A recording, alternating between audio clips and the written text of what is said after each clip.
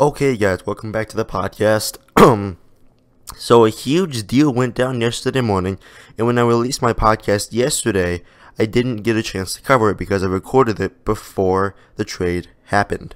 And of course, if you've been living under a rock, the trade was Kawhi Leonard to the Raptors for DeMar DeRozan, Jakob Poeltl, and a top 20 protected first-round pick. And, Kawhi got deported, essentially. He wanted to go to LA. He got sent to Toronto, which is out of the country. And there were reports today that he actually started to warm up on Toronto before not wanting to play there at all. And this just goes to show that Kawhi Leonard is a self-centered child, essentially. He wants everything to go his way, and he was in an organization that babied him, that catered to his every need, and he paid the price for it. He went to Toronto. And let's just get this out of the way first. Here are my thoughts on the trade. The Spurs won the trade. No doubt the Spurs won the trade. Because here's the thing. The Raptors got a 1-year rental in Kawhi Leonard. They got a 1-year rental in Kawhi Leonard. And sure, he may start to warm up on Toronto, and he's going to play. Don't believe those reports that he's going to sit out. He's going to play. It'd be a terrible look for him if he sat out. He's going to play. But they got a 1-year rental. And this isn't like the Paul George situation. Kawhi expressed himself to go to LA more than Paul George. And Kawhi, he might be starting to warm up to Toronto, quote unquote, but he still wants to go to LA. And Toronto's not the best market for him. He wants to be in warm weather. Toronto's the opposite of that. And the Raptors should be put shamed on. Shame on the Raptors because they traded away their best player the franchise has ever had. After telling him he wouldn't be traded, they took DeMar DeRozan into their office and said, "You're our franchise. We're not going to trade you. You're with us." And to me, that just shows that loyalty is not a thing in the NBA. The NBA is truly a business, and a business only. They don't care about you, or really what you think. It's all about a business. And the Raptors lied to DeMar. They put their trust in DeMar, and they broke it right away. Shame on Toronto. Anyway, here's another reason why this trade does not make a lot of sense for the Raptors besides Kawhi leaving. Kawhi is going to leave.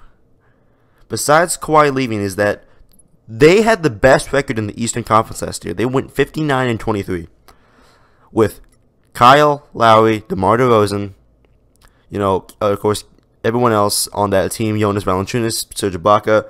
That team was good. Their coach won Coach of the Year. And the only reason they didn't get past the second round is because of LeBron James. Same thing with last year. Last year they didn't get past the second round because of LeBron James. Guess what? Same thing before that. They didn't get past the Eastern Conference Finals because of LeBron James. And guess who's out of the East now? LeBron. The one person that stopped you, Toronto, the one person who caused you any trouble is gone now. And you didn't want to give it one more shot? If it didn't work out this year, then it would never work out, But their threat wasn't Toronto's threat wasn't Boston, wasn't Philadelphia, it's not Indiana. It was LeBron. And he's gone. Kyle and DeMar got you 59 wins this last year. In this coming year, the one obstacle is gone. I would give it one more year at least with that core. And then maybe blow it up if it doesn't work out. Now, short term, this is actually a really good deal for the Raptors. Short term. Keep in mind, short term. If Kawhi goes back to being a top 3 player, and he goes back to his original self, this is a good deal for the Raptors for 1 year. I think if he's healthy, the Raptors are maybe the first or second best team in the Eastern Conference, mind you, not in the West. Not in the NBA, but in the Eastern Conference. And I think they could make the finals if Kawhi is back to 100%. But I also think they could have made the finals with DeMar DeRozan. And that's what shocks me most about the trade. It's not the unloyalty from the Raptors. It's not the sudden interest of trading their franchise player. It's just the way that it's just a situational thing. I mean, LeBron is gone. Give it a year, man. I mean, come on. It surprises me the most because the one person you're trying to get past is gone, and the current core you had won 59 games, regardless of LeBron. And in the playoffs, you're 2-12 against LeBron. The only team you've ever had a problem against was the Cavs with LeBron. And he's gone, and, it just doesn't make any sense. I would give it one more year at least. Like I said, bottom line is the Spurs won the trade. They got DeMar DeRozan and LaMarcus Aldridge on that same team. They're probably going to win 50 games next year because those two are going to be great. Aldridge is so underrated. He's a great center or power forward, depending where you put him. 6'11", can shoot the mid-range. He's been working on a 3-point game. The meanest post fadeaway since Dirk Nowitzki. And DeMar is a deadly mid-range. Will give you 25 a night. Is an all-star. 3-time all-star. Excuse me, 4-time all-star, I believe. Aldridge is another all-star. And with Popovich, he's going to unlock DeMar DeRozan's full potential. He's probably going to help him with that 3-point game. And that team's going to be good. I don't sleep on the Spurs. They're not title contenders by no means, but they'll be a top 5 team. And, I think the Spurs really, honestly won the trade by a mile. You got rid of a player who's going to leave you anyway. You might as well get an all-star player in return. And the Lakers deal obviously didn't work out because only an idiot would give up Josh Hart, Brandon Ingram, and Kuzma and first-round picks. So that would never going to happen. So you might as well get yourself a proven star. So good for Spurs. I guess good for Toronto short term. I think it's a good deal for both sides this year. But DeMar is under a 3-year contract still. He has 3 years left on his contract. The Spurs won this deal long term, hands down. And with this trade and everyone speculating what's going to happen if Kawhi Leonard is healthy. If Kawhi Leonard is healthy, he's a top 3 player. And that got me thinking, who are the 10 best players in the NBA right now, considering they're all healthy? Well, I made a list of top 10 players myself, and I think that this really reflects how the NBA is, because I think there's a lot of great talent out there, and just trying to only pick 10 of the best talents, that's really hard to do. So, I devised a way to organize these guys, and again, this is all my opinion. Again. And it's just something I want to do fun. First, I want to get into some honorable mentions before we start the actual top 10 list. My first honorable mention is John Wall, one of the best point guard defenders in the NBA, and one of just the greatest point guards in the NBA. And I think he gets really underrated as a point guard. I think a lot of people put a lot of unfair criticism on John Wall because he can't shoot threes. NBA media and NBA fans in general really like to have prejudices against point guards who can't shoot threes, but John Wall, he's something different. He can average 10 assists a game, one of the most athletic point guards in the league. He can do it all, man. He's a great point guard, don't get it twisted. The next honorable mention is CP3. He's 33 years old, but still producing, man. He'll get you 10 assists, 15 to 20 points a game. He can orchestrate an offense beautifully. I don't love his game all the time because a lot of times he's just an ISO dribbler up top of the key, but I do think he's still a great player, but not quite top 10. My next honorable mention is Joel Embiid, another great player. Young, in 2 or 3 years, he's going to be in the top 10. This year, he's already an all-star, and he already showed what he can do. He's a great player. Next is Kyrie Irving, another great point guard. There's so many point guards who are so good, and we have one more coming up. Kyrie, if you need a bucket, give it to him. And I actually debated on putting Kyrie in my top 10 because he's just that good of a player, and you can definitely build a team around him when healthy.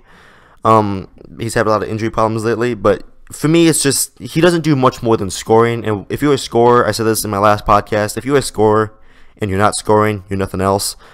But, you rarely see a time when Kyrie is not scoring. So I think he's one of the best players in the NBA, just not in my top 10. Damian Lillard is my next honorable mention, and this is, by the way, guys, this is in no particular order. This is just honorable mentions.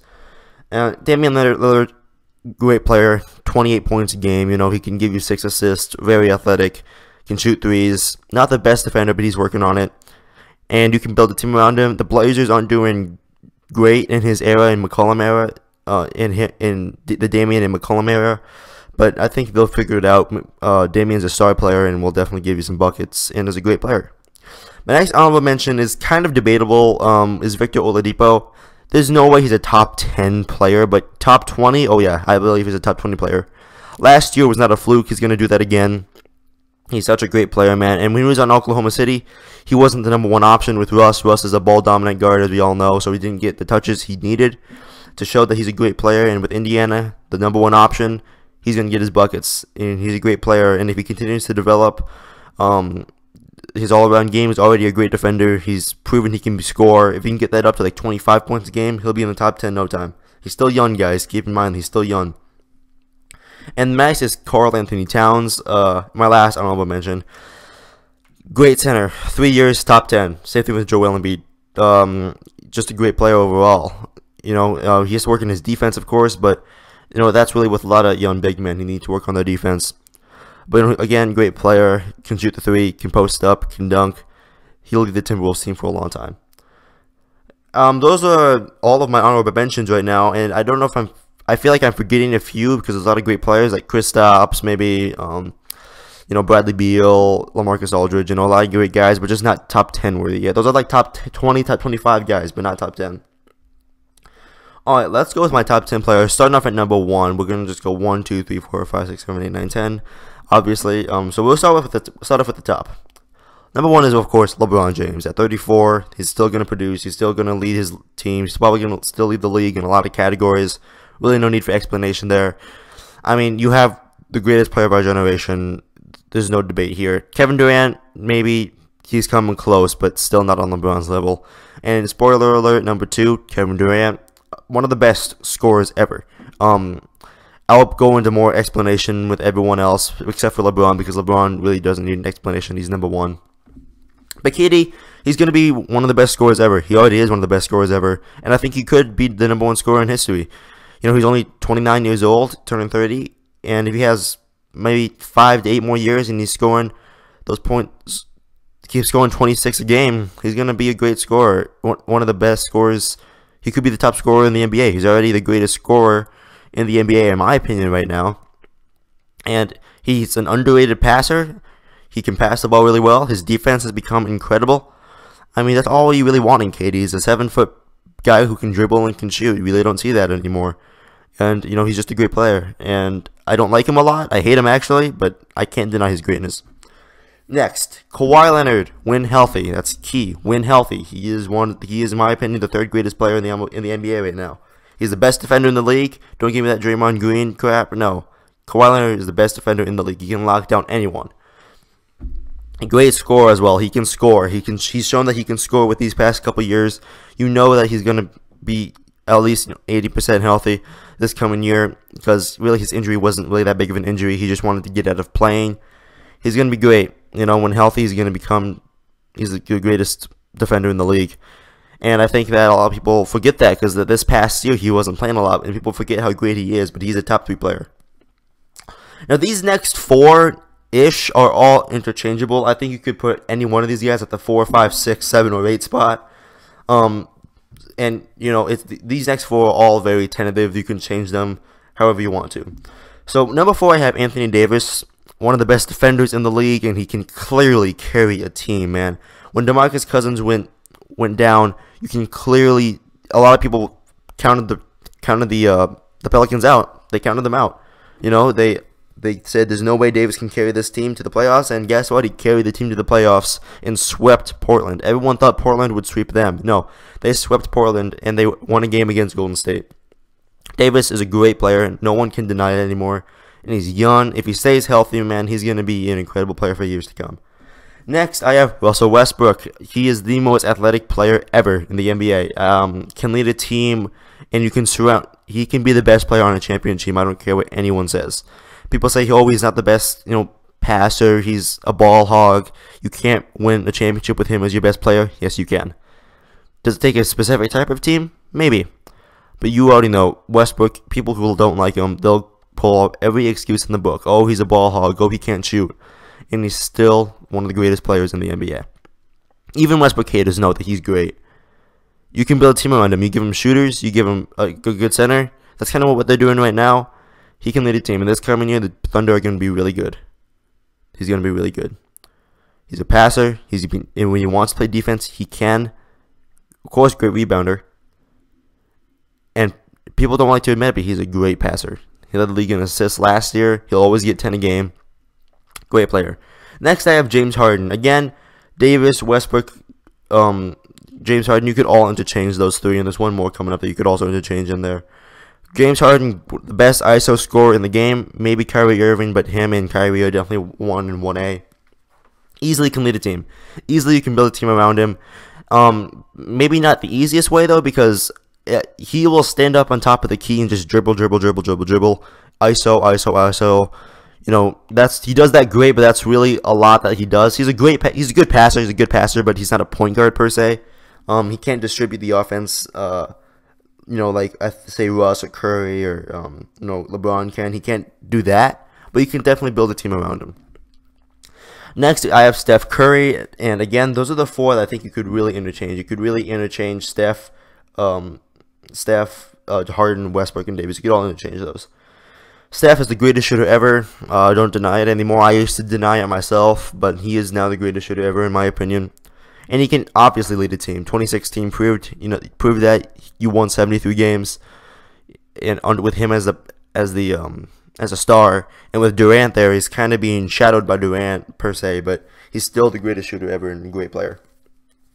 Next, number 8, I have Giannis Antetokounmpo. We've never seen a player like this, man. 6'11", wingspan is insane. When he wants to play defense, he's an incredible defender. Incredible size, strength, dunker. His wingspan is insane. He can get past anyone, and he's going to play point guard. A 6'11" point guard, that's no joke, man. And he's a jump shot away from being one of the greatest players of all time. And I don't even think that's an exaggeration. If he's already this good without a jumper, he's going to be great if he develops a three-point shot and a mid-range shot. Then you have to guard him everywhere. And when you guard him out there, he's just going to drive in. When you help off him, he's going to shoot that three. If he gets a jump shot, he's going to be great. But he's already great, and he's number 8 on my list. So that proves how good he is. Number 9, I have the most hated man of the NBA right now, DeMarcus Cousins. Again, when healthy. An Achilles injury will ruin a guy's career, especially in the NBA. And I don't think DeMarcus is going to be 100%, but this is all based off when healthy. And DeMarcus, when healthy, is the greatest big man in the league. Greatest center in the league, anyway. Great scorer and a great passer. He had 5.4 assists this year before he went down. That's more than a lot of point guards. He can pass the ball so well, and he's an underrated defender too. People don't give him the credit he deserves on defense, but he's a great defender. You know, and I think that a lot of people will criticize him for going to Golden State. I criticize him for going to Golden State, but you can't deny he's really good, one of the greatest in the league. And number 10, I have Paul George. He can be very inconsistent sometimes, but even when he's inconsistent, he's a top 15 player. At worst, he's a top 15 player. Average, he's a top 10 player. When he's great, he can be a top 5 player. But right now, I have him at number 10. You can slide really anyone you want to in the honorable mentions into the top 10. And you can put Wall, Chris Paul, Embiid, Kyrie, Damian, or Oladipo, or Towns in the top 10. You can really put, or anyone else. You could put Kristaps if you wanted to in the 10th spot. But the 10th spot, I have Paul George. He's one of the best two-way players in the game, if not the best, behind Kawhi. He can shoot. He can do it all. He can finish. He can lead a team. He's proven that in 2014 when he led the Pacers to 7 games against the Heat. Man, people forget how good the Pacers Heat rivalry was, man. Paul George led that team so greatly. And he's honestly really underrated. He's a great player. And honestly, I think people forget how great he is. So, guys, that's my top 10 players. Of course, you can argue with me. You can disagree. But that's really why sports is so great. It's all subject to opinion. So, yeah, guys, that's me talking about the Kawhi Leonard trade and my top 10 players. And I know I said I would try to do this like maybe every other week, every other month, every other week, or every month. But when big news like this hits, it's hard to not talk about. So, hey guys, thanks for listening. I'll catch you guys soon.